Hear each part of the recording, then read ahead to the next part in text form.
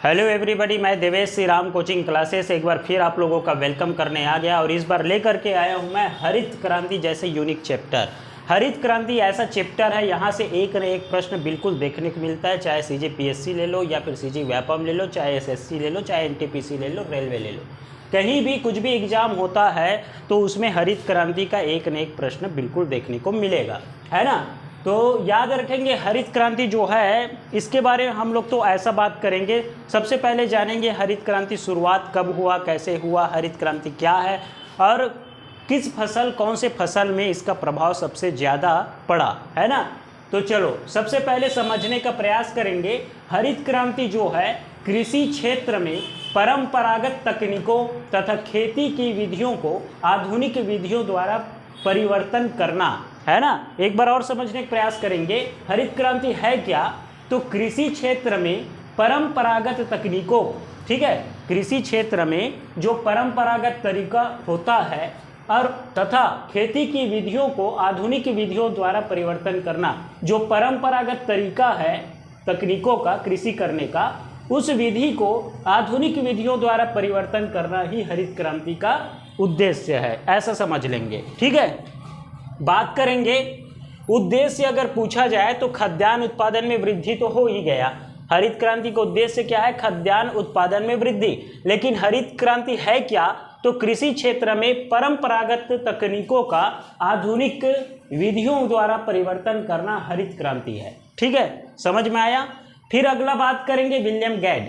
William गेड है कौन? William गेड अमेरिकी वैज्ञानिक है और विश्व हरित क्रांति शब्द का प्रयोग सबसे पहले इन्होंने ही किया था। विलियम गेड ने क्या किया था? विलियम गेड ने, तो विलियम गेड विश्व में हरित क्रांति शब्द का प्रयोग करने वाले थे एक व्यक्ति हैं। और कहाँ के व्यक्ति हैं? अमेरिका के वैज्ञानिक है ये विलियम गेड, ठीक है। फिर बात करेंगे Norman Ernest Borlaug. Norman Ernest Borlaug ये भी एक व्यक्ति है और इन्होंने विश्व के इनको विश्व में हरित क्रांति का जनक ये कहा जाता है। प्रश्न ऐसा बनता है कि विश्व में हरित क्रांति के जनक कौन है, तो सीधा सीधा लगा देना नॉर्मन अर्नेस्ट बोरलाग। और इतना लंबा नाम लेने में अगर कहीं दिक्कत हो रहा होगा तो सीधा बोरलाग याद रखेंगे। बोरलाग को विश्व में हरित क्रांति के जनक के नाम से जाना जाता है। नॉर्मन अर्नेस्ट बोरलाग है कहाँ के? तो याद रखेंगे अमेरिका से है। कहाँ से हैं? अमेरिका से हैं। और ये भी याद रखना साथ साथ नोबेल पुरस्कार से नवाजा गया है इनको, है ना, सम्मानित किया जा चुका है नोबेल पुरस्कार से। नॉर्मन अर्नेस्ट बोरलाग को नोबेल पुरस्कार भी दिया जा चुका है। कब दिया था ये प्रश्न बनता है? 1970 में शांति के क्षेत्र में नॉर्मन अर्नेस्ट बोरलाग को नोबेल पुरस्कार दिया गया था, ठीक है। एक बार फिर से रिवीजन करेंगे। विलियम गेड विश्व हरित क्रांति शब्द का प्रयोग करने वाले अमेरिकी वैज्ञानिक है। नॉर्मन अर्नेस्ट बोरलाग विश्व हरित क्रांति के जनक है, ये भी अमेरिका से है। और नॉर्मन अर्नेस्ट बोरलाग को 1970 में शांति के क्षेत्र में नोबेल प्राइज दिया जा चुका है, ठीक है। क्या किया था अर्नेस्ट बोरलाग ने? तो हरित क्रांति जो है उसमें बौनी प्रजाति के गेहूं का प्रयोग किया था नॉर्मन अर्नेस्ट बोरलाग ने, ठीक है। फिर बात करेंगे अंतर्राष्ट्रीय चावल अनुसंधान संस्थान। डायरेक्टली प्रश्न पूछा जाता है कि चावल अनुसंधान संस्थान कहाँ है अंतर्राष्ट्रीय स्तर पर। क्या पूछ सकता है? अंतर्राष्ट्रीय चावल अनुसंधान संस्थान। तो अंतर्राष्ट्रीय चावल अनुसंधान संस्थान जो है जयपुर में स्थित है। कहाँ है? जयपुर में। फिर दूसरा बात करेंगे अंतर्राष्ट्रीय गेहूं एवं मक्का संस्थान, ये कहाँ है? मैक्सिको में है। अंतर्राष्ट्रीय गेहूं एवं मक्का संस्थान ये कहाँ है? मैक्सिको में। फिर बात करेंगे राष्ट्रीय कृषि विपणन संस्थान। राष्ट्रीय कृषि विपणन संस्थान ये कहाँ है? तो ये भी जयपुर में है। फिर बात करेंगे भारत का प्रथम कृषि विश्वविद्यालय। भारत के प्रथम कृषि विश्वविद्यालय का नाम क्या है ऐसा पूछा जाए तो याद रखेंगे गोविंद वल्लभ पंत कृषि विश्वविद्यालय। एक बार फिर जन करूंगा, साथ साथ चलिए, है ना, और आंसर को थोड़ा सा छिपा लेंगे, फिर देखना याद हुआ है कि नहीं हुआ है। अंतर्राष्ट्रीय चावल अनुसंधान केंद्र कहाँ है? जयपुर में। फिर बात किया मैं अंतर्राष्ट्रीय गेहूं एवं मक्का संस्थान कहाँ है? तो मैक्सिको में। फिर बात किया मैं राष्ट्रीय कृषि विपणन संस्थान कहाँ है? ये भी जयपुर में। फिर बात किया मैं भारत का प्रथम कृषि विश्वविद्यालय कौन है? तो गोविंद वल्लभ पंत कृषि विश्वविद्यालय। अगला देखेंगे, भारत में हरित क्रांति के समय कौन क्या थे, है ना। ये भी प्रश्न बनता है कि भारत में जब हरित क्रांति की शुरुआत हुई तब पदस्थ कौन थे। तो जैसे कि राष्ट्रपति पूछ सकता है कि राष्ट्रपति कौन थे उस समय हरित क्रांति के समय, तो याद रखेंगे राष्ट्रपति सर्वपल्ली राधाकृष्णन जी थे। कौन थे राष्ट्रपति हरित क्रांति के समय, तो सर्वपल्ली राधाकृष्णन जी थे। और प्रधानमंत्री कौन थे, तो प्रधानमंत्री थे नहीं, थी, कौन थी, इंदिरा गांधी। ठीक है, इंदिरा गांधी जो है वो भारत में हरित क्रांति जब शुरुआत हुआ तो उस समय प्रधानमंत्री के पद पर कौन थी, इंदिरा गांधी थी। और खाद्य मंत्री कौन थे, तो खाद्य मंत्री थे एस सुब्रमण्यम। ठीक है, समझ में आया बात। एक बार देखेंगे रिवीजन करके, हरित क्रांति के समय भारत में राष्ट्रपति कौन थे, तो डॉक्टर सर्वपल्ली राधाकृष्णन बताया मैं। उसके बाद बताया कि मैं प्रधानमंत्री कौन थे, तो प्रधानमंत्री इंदिरा गांधी थी। और उसके बाद फिर बताया खाद्य मंत्री कौन थे, तो खाद्य मंत्री थे एस सुब्रमण्यम जी, खाद्य मंत्री थे। ठीक है, साथ में याद रखना ये भी बताया मैं पिछले थोड़ा देर पहले मैं बताया कि विश्व में हरित क्रांति शब्द का प्रयोग विलियम गेट किए, है ना, अमेरिकी वैज्ञानिक थे। और उसके बाद ये बताया कि विश्व में हरित क्रांति के जनक किसको कहा जाता है, किसको बोला जाता है, तो बताया मैं अर्नेस्ट बोरलाग। ठीक है, नॉर्मन अर्नेस्ट बोरलाग। आगे बात करेंगे, डॉक्टर एम एस स्वामीनाथन का जन्म कहाँ हुआ था। प्रश्न बन सकता है क्योंकि हरित क्रांति से जुड़े हुए कौन है, S Subramaniam.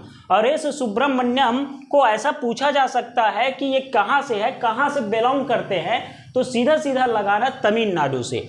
M S Swaminathan जो है वो कहाँ से है, तमिलनाडु से है।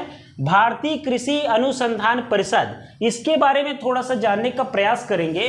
भारतीय कृषि अनुसंधान परिषद, ठीक है, स्थापना कब हुआ था भारतीय कृषि अनुसंधान परिषद का, तो स्थापना हुआ था 16 जुलाई 1929 को भारतीय कृषि अनुसंधान परिषद का स्थापना हुआ था। कब हुआ था, 16 जुलाई 1929 को हुआ था। याद रखेंगे कि भारतीय कृषि अनुसंधान परिषद किसके अनुशंसा पर हुआ था, तो रॉयल कमीशन के अनुशंसा पर भारतीय कृषि अनुसंधान परिषद का स्थापना किया गया था। कौन अनुशंसा किए, किसके अनुशंसा पर हुआ था भारतीय कृषि अनुसंधान परिषद, तो याद रखेंगे रॉयल कमीशन।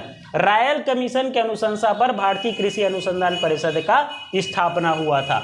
और भारतीय कृषि अनुसंधान परिषद का मुख्यालय कहाँ है, तो याद रखेंगे नई दिल्ली में इसका मुख्यालय है। एक बार फिर से रिवीजन करेंगे कि भारतीय कृषि अनुसंधान परिषद का स्थापना 16 जुलाई 1929 को हुआ। फिर किसके अनुशंसा पर हुआ था, रॉयल कमीशन के अनुशंसन पर हुआ था। और फिर मैं बताया कि मुख्यालय कहाँ है, तो नई दिल्ली में इसका मुख्यालय है। ठीक है, फिर उस समय याद रखेंगे जब हरित क्रांति आया था तो उसी समय समथिंग लगभग उसी समय, है ना, 1952 में सामुदायिक विकास कार्यक्रम की शुरुआत की गई थी। कब किया गया था सामुदायिक विकास कार्यक्रम की शुरुआत, तो 1952 में किया गया था। और किसान क्रेडिट कार्ड योजना, याद रखेंगे शॉर्ट में इसको केसीसी बोला जाता है, केसीसी, किसान क्रेडिट कार्ड योजना। किसान क्रेडिट कार्ड योजना केसीसी की शुरुआत कब किया गया था, 1998 से 99 में किया गया था। याद रखना कब किया गया था, 1998-99 में किसान क्रेडिट कार्ड योजना की शुरुआत की गई थी। ठीक है, फिर बात करेंगे 1999 से 2000 राष्ट्रीय कृषि बीमा योजना, कृषि के लिए राष्ट्रीय स्तर पर बीमा करने लग गया।